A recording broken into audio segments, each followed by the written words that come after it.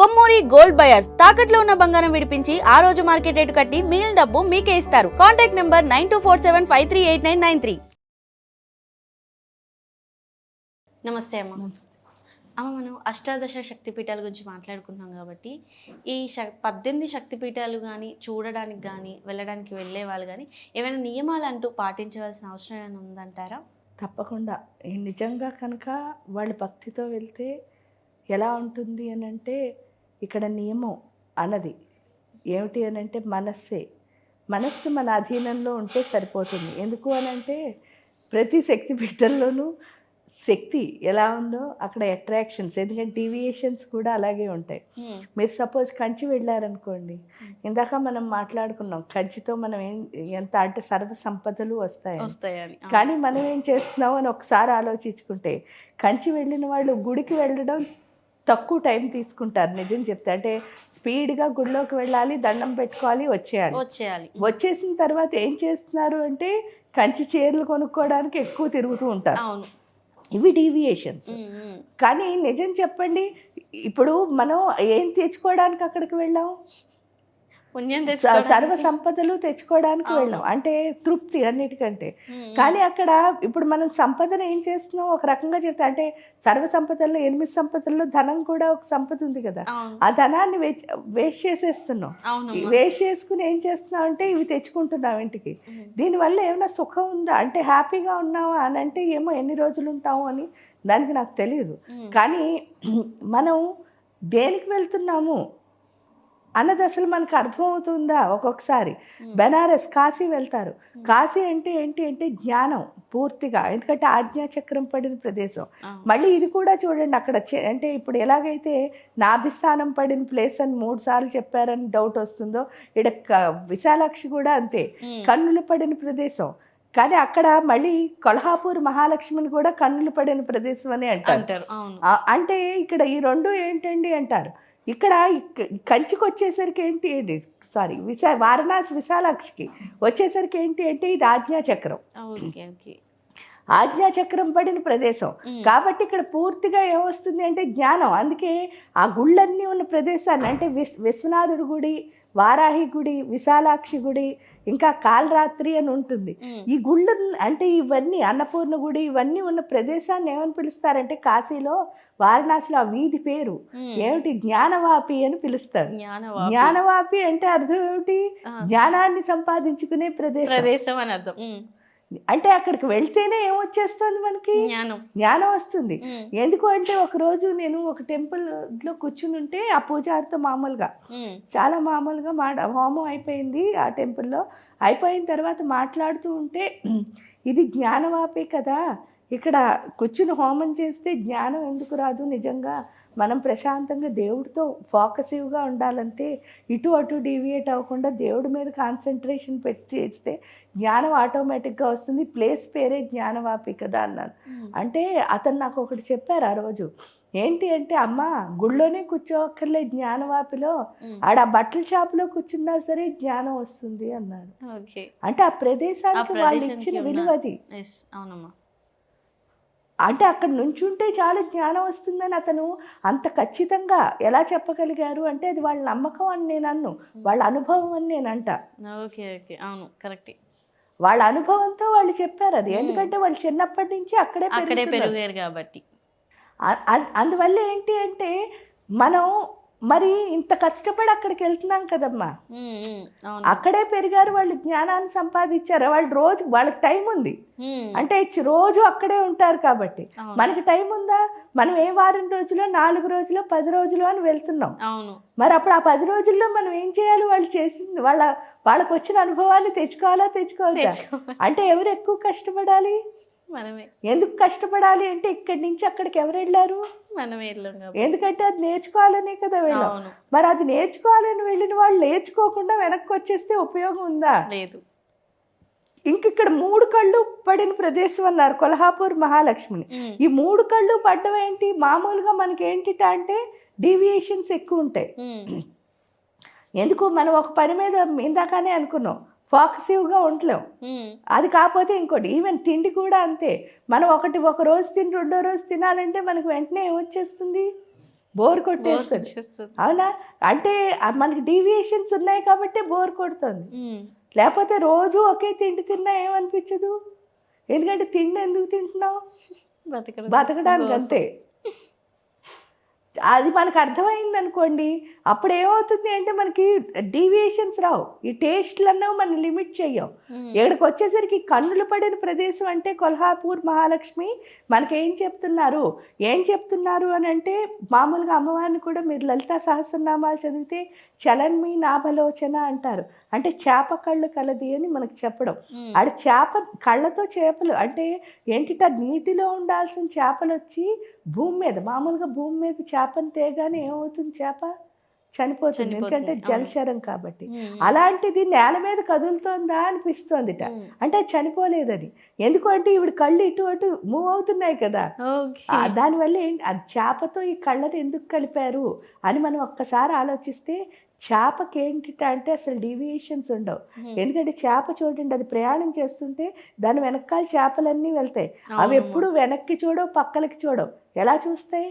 స్ట్రైట్గా చూస్తాయి. అంటే కొల్హాపూర్ మహాలక్ష్మి మనకి ఏం చెప్తోంది, నువ్వు అనుకున్న ఫోకస్ మీద ఎప్పుడు నీకేముండాలి?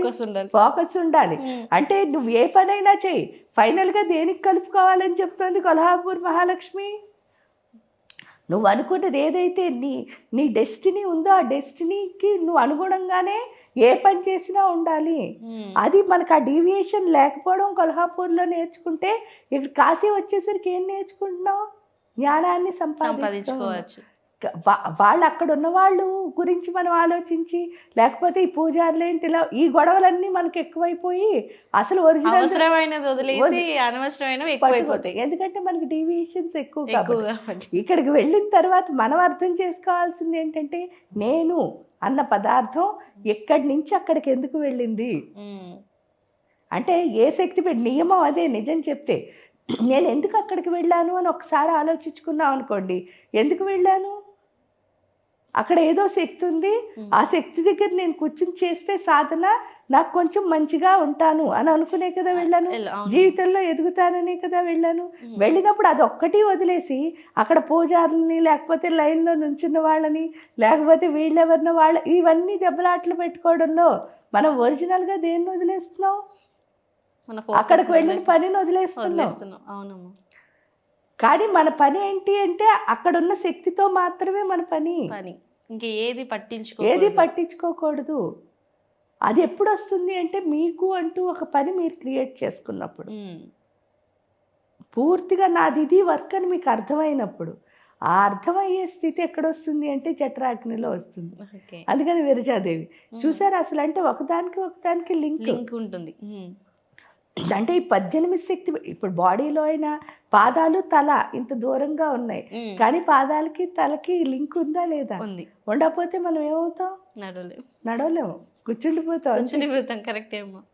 ఒక్కొక్కసారి ఇక్కడ ఎక్కడ ప్రాబ్లం వచ్చినా కూర్చోవడం కూడా లేదు, పడుకుని ఉంటాం. అవును. అంటే అర్థం ఏమిటి అంటే ఒక్కొక్క శక్తిపీఠానికి ఆ లింక్ ఏదైతే ఉందో అది మనం అర్థం చేసుకునే స్థితి సాధనలోనే వస్తుంది.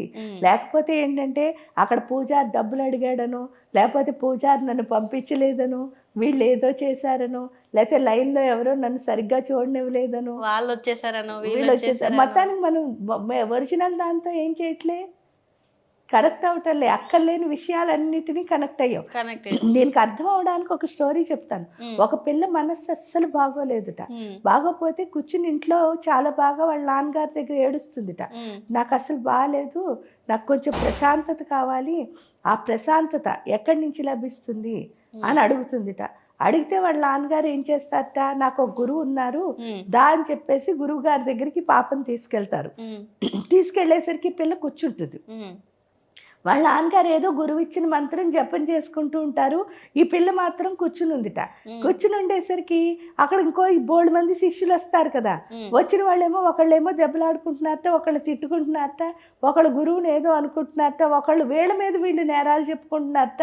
ఇవన్నీ వినేసరికి ఆ పిల్లకి నేను అక్కడ ఇంట్లో మనశ్శాంతి లేదని ఇక్కడికి వచ్చాను, ఇక్కడికి వచ్చిన తర్వాత ఇక్కడ ఇంకా ఎక్కువ గొడవలు ఉన్నాయి.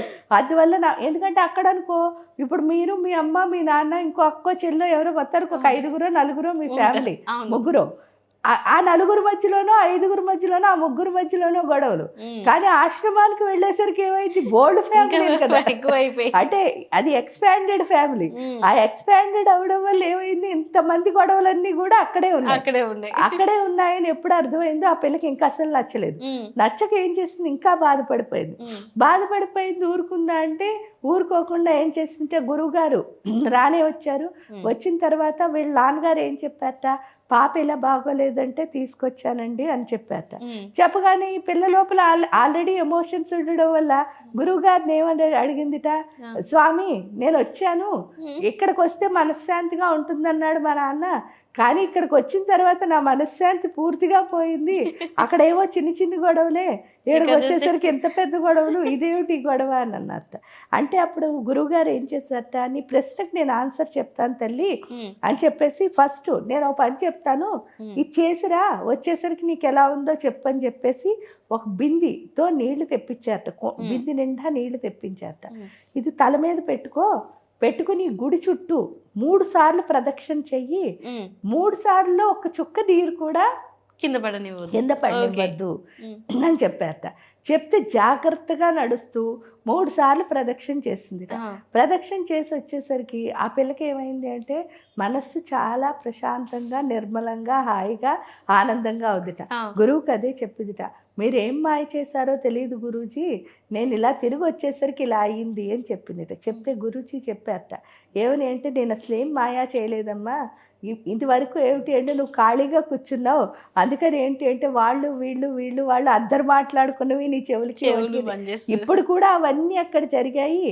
కానీ నీ ఫోకస్ ఏంటి అంటే బిందులో ఉన్న కింద పడకూడదు, దాని మీద ఉంది. కాబట్టి ఏమైంది అంటే నీ మనసు ప్రశాంతంగా ఉంది. అంటే నీకు ఏ పని లేకపోవడం వల్ల ఏమైంది అని అంటే ఆ ప్రశాంతత లేదు. నువ్వు ఒక పని క్రియేట్ చేసుకున్నావు అంటే నీ పని మీద ఎప్పుడైతే నీకు ఏకాగ్రత కలిగిందో అప్పుడు నీకు మనస్సు అన్నది ఏమవుతుంది, చాలా చాలా ప్రశాంతంగా, హాయిగా, ఆనందంగా ఉంటుంది. అప్పుడు ఈ టెన్షన్స్ ఏం ఉండవు. ఎందుకంటే నీ పని నువ్వేం చేస్తూ ఉంటావు, చేసుకుంటూ వెళ్ళిపోతావు. అది ఎవరు చెప్పారు అంటే గురువు గారు చెప్పారు. ఆ తర్వాత నుంచి ఆ అమ్మాయి ఏం చేయాలో ఆ విధంగా గురువు చెప్పిన బాటలో నడుచుకుంటూ ముందుకు వెళ్ళింది. హాయిగా, ఆనందంగా ఉంది. నేను చెప్తున్నది ఏమిటి అంటే, ఇది మనకు అర్థం అవ్వాలి అంటే మనకేంటో ఒక ఫోకస్ ఉండాలి.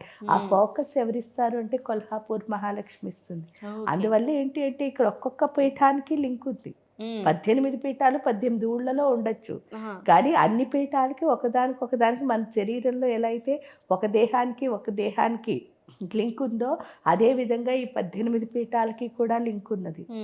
దాన్ని కనుక మనం అర్థం చేసుకోవాలి అంటే మనం చక్కగా యోగ సాధన చేయాలి. ఆ సాధన ఎప్పుడైతే చేస్తామో, ఆ లింక్ ఎప్పుడైతే మనకు అర్థమైందో ఆ శక్తులతో మనం ఏమవుతాం, కనెక్ట్ అవ్వగలుగుతాం. ఎంత బాగా కనెక్ట్ అవుతాం, మనం కూడా అంత మంచిగా ఎదుగుతాం. మనం హ్యాపీగా ఉండడమే కాదు, మన చుట్టూ ఉన్న వాళ్ళు హ్యాపీగా ఉంచాలి. మనం ఈ డీవియేట్ అవ్వడం వల్ల ఏంటి అంటే మనం కూడా బాగు చేసుకోము, మన చుట్టూ ఉన్న వాళ్ళందరినీ పాడు చేసినట్టే అవుతుంది. అది మనకు అర్థం అవ్వాలి అంటే తప్పకుండా అష్టాదశ శక్తిపీఠాలకు వెళ్ళాలి.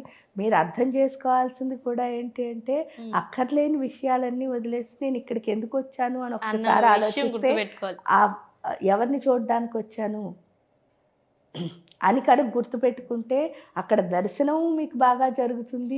ఆ విగ్రహం కూడా మనకి మైండ్లో అనేది గుర్తుంటుంది.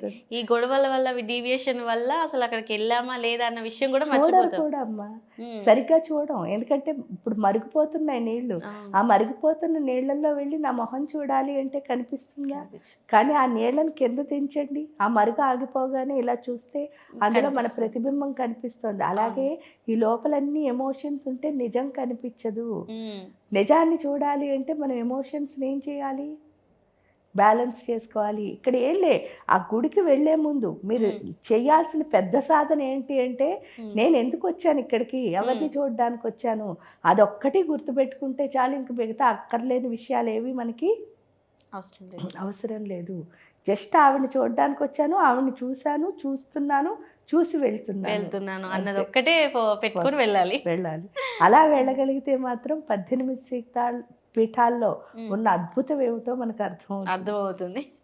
ఓకే అమ్మా, నిజంగా చాలా చక్కగా తెలియజేశారు. ధన్యవాదాలు అమ్మా.